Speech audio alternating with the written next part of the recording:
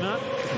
Il a fait preuve de roublardise et les arbitres, les juges de ligue ont mordu. Mon ami Roman Caderli, qui est sur la glace encore ce soir. Ouais, avec Dario Fuchs à la ligne et puis les deux principaux, Marc Lemelin et Mikko Kaukokari. Diaz, le tir de Diaz est goal. Engagement gagné. Et bien Rafael Diaz, après 2 minutes et 7 secondes de jeu, qui ouvre la marque. Et Diaz, ça fait donc 4 buts en 4 matchs de suite pour lui. L'engagement gagné clean entre les jambes. On remet tout de suite à Diaz. Diaz qui se déplace. Ah, ça, c'est quand vous inversez les deux défenseurs et les défenseurs droitiers, il est à la gauche. Ça lui permet de prendre ce tir sur réception. Si ça avait été un gaucher, on est obligé de faire un contrôle, puis se serait refermé.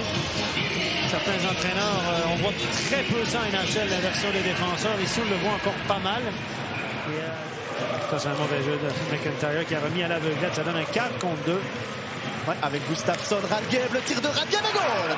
Et bien voilà l'égalisation biennoise, 3 minutes et 7 secondes de jeu. Et bien 60 secondes après le but de Diaz, Bienne qui égalise. Et là Stéphane, le gardien de Zug, Luca Odenstein, qui à mon avis aurait pu arrêter ce lancer de Radgeb, parce qu'il n'est pas très puissant. Je me demande ce que Radgeb a essayé de faire pour finir. Parce que je ne peux pas croire qu'il a mis ce petit puck exactement pour ça. Non, le puck, il voulait faire la passe. Il a eu la canne de McIntyre qui est arrivée. Lui, et ce que je vois aussi de lui, c'est qu'il n'a pas une vitesse de pied, une assez bonne vitesse de pied. On le voit quand il y a des joueurs qui arrivent avec beaucoup de vitesse face à lui. Il est un petit peu emprunté dans ses pivots. Ses pieds ne sont pas assez rapides pour jouer à NHL notamment, même en HL, on dit qu'il ne jouait pas beaucoup. C'est un mauvais timing pour lui là, du côté de Rockport. On pourra y revenir. Mais c'est un joueur qui a un sens du jeu remarquable, une touche de toucher de puck incroyable. Il peut marquer des buts. Et à mon avis, il y a but.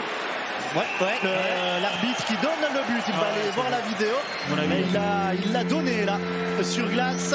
Et il est en HL notamment, même en HL, on dit qu'il ne jouait pas beaucoup. C'est un mauvais timing pour lui là, du côté de Rockport. On pourra y revenir. Mais c'est un joueur qui a un sens du jeu remarquable, une touche de toucher de puck incroyable. Il peut marquer des buts. Et à mon avis, il y a but. L'arbitre qui donne le but, il va aller voir la vidéo. Mais il l'a donné là, sur glace. Et Hilaire ne respecte pas, à mon avis, c'est but. Hilaire n'a absolument rien dit. 5 minutes 50. Alors, est-ce que ce puck a franchi la ligne ou non? Messieurs Lemelin et Kaukokari là, qui vont aller visionner tout ça. Parce que tous les spectateurs qui étaient dans l'axe du shoot ont levé les bras. Tout comme l'arbitre qui l'a vu un petit peu en retard. Et moi, de la réaction d'Hilaire et d'où on est, je pense que c'est un but. Parce qu'elle a touché l'épaule d'Hilaire, a touché l'intérieur du filet, elle est ressortie rapidement. Donc on va aller voir, il y a un contrôle. Le geste de l'arbitre était clair, sur la glace, le bras en avant tendu. Donc lui, il l'a vu dedans. Ah ouais, clairement c'est goal.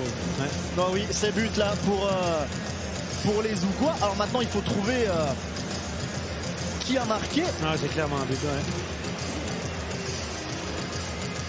Clairement. Regardez, on va le voir ici. Oh, ouais, le puck a touché le filet à la sortir sur Radgeb. Kessler, la tentative à goal. Et bien voilà l'égalisation du HC Bienne. 30 secondes seulement, c'est ce qu'il aura fallu en jeu de puissance. Et après 7 minutes et 23 secondes de jeu, et bien les deux équipes qui se retrouvent encore une fois à égalité. Des bonnes circulations de rondelles. Regardez, il n'y a personne, absolument personne dans la ligne de shoot. Je ne comprends pas vraiment ce que faisait le gars qui était en haut de la boîte à droite. Là. On était vraiment dans la même ligne au milieu. Je pense qu'on craint beaucoup plus Radgeb. Radgeb fait une attaque du côté gauche, mon cher Jérôme. Je te pose la question. C'est pour tromper l'ennemi. Ryan Goal, bien sûr, le troisième. Il était là pour faire la passe, Stéphane, du but. Il était en avant, ensuite en arrière. Il est partout, ce Radgeb. Une efficacité redoutable. On tire au but, un rebond parfait. Rayala est à l'embouchure du filet. Et on marque 3 buts en 11 minutes 16. Quelle efficacité de HC Bienne. Regarde, un tir redoutable qui débute sur le patin de Pouliot. Sauf erreur, c'est juste? Oui, c'est juste. Pouliot a une talonnade de Pouliot. Une talonnade, tu l'as dit. Est-ce que c'était bien volontaire? J'en sais rien. Non, il saute pour éviter la rondelle, puis le puck revient sur Rayala. Ouais. Sur Rayala, son avant devant la palette de Ulström. Le mauvais contrôle là de Salmela à la ligne bleue, assez rare pour essayer aller. Puis ensuite Ulström qui manque complètement son affaire. Et Simeon qui égalise. Ouais. Alors là, Salmela et Ulström qui se trouvent les deux coup sur coup. Celui-là, il va faire mal. Celui-là, il va faire mal parce qu'on est vraiment en plein contrôle de la situation. Encore une fois, un avantage numérique. Et là, on déchappe la rondelle, on le donne.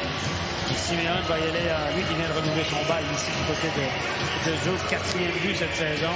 Regardez Simeon qui restait sur 10 matchs sans but. Ah, que fait Ulström là? Passe à côté de la rondelle.